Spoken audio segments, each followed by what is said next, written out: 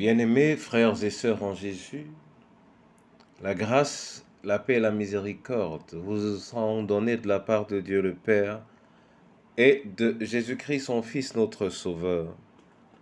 Amen. Pour notre méditation de ce jour, nous allons lire les 2 premiers versets du tout premier psaume.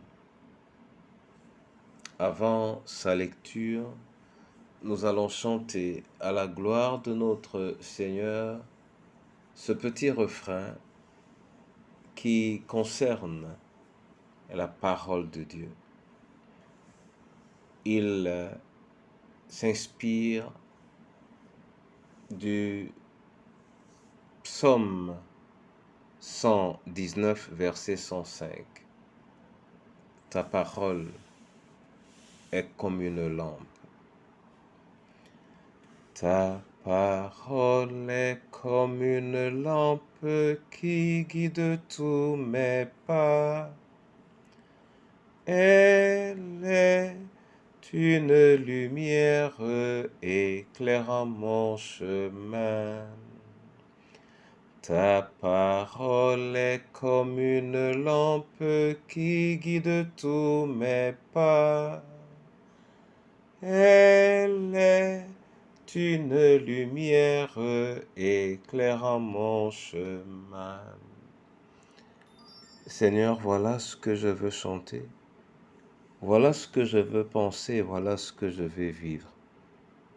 Que ta parole le soit, Seigneur, dans ma vie, et particulièrement en cet instant où je me prépare à la consulter pour la manifestation de ta gloire. Amen. Psaume 1er, versets 1 et 2. Heureux l'homme qui ne marche pas selon le conseil des méchants, qui ne s'arrête pas sur la voie des pécheurs, et qui ne s'assied pas en compagnie des moqueurs, mais qui trouve son plaisir dans la loi de l'Éternel, et qui la médite jour et nuit. Amen. Frères et sœurs en Jésus, ce psaume est un psaume de bonheur qui nous montre le chemin ou la voie de ce bonheur. Et commençons par nous interdire de marcher selon le conseil des méchants et de refuser de nous arrêter sur la voie des pécheurs ou de s'asseoir en compagnie des moqueurs. Et l'homme heureux est donc celui qui doit trouver son plaisir dans la loi de l'Éternel et qui la médite jour et nuit. Quand je finis de le lire, je me demande alors, combien sommes-nous qui trouvons notre plaisir dans la loi de l'Éternel? Combien sommes-nous? Car le plaisir éventuel que nous avons dans la lecture de la parole peut être également déterminant pour nous entraîner à méditer cette parole jour et nuit. Mon frère et ma sœur, je voudrais justement attirer notre attention sur ce détail, la méditation de la parole jour et nuit. Ceci est très important pour notre vie parce que c'est cette parole qui est notre appui.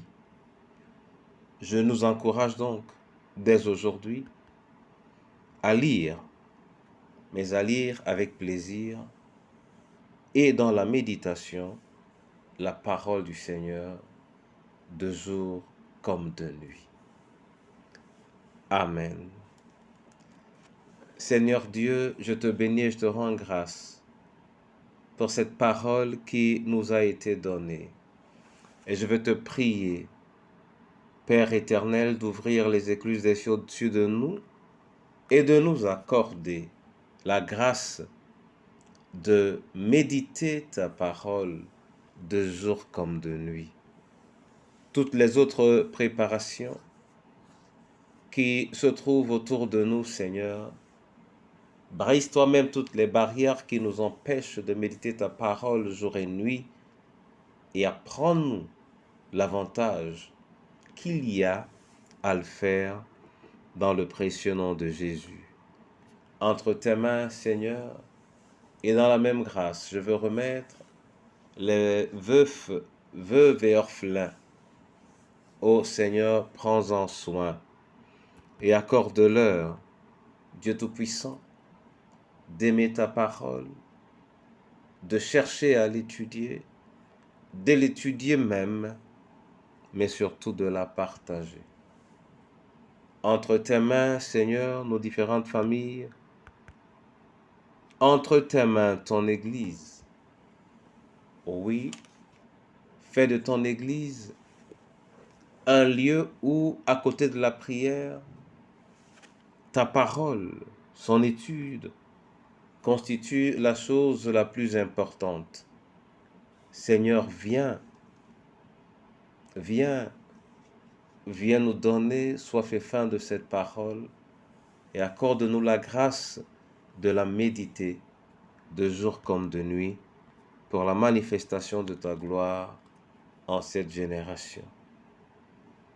Je te prie au nom précieux de notre Seigneur et Sauveur Jésus-Christ. Amen. Que l'Éternel lui-même vous bénisse et qu'il se glorifie en vous dans votre attachement à sa parole. Amen.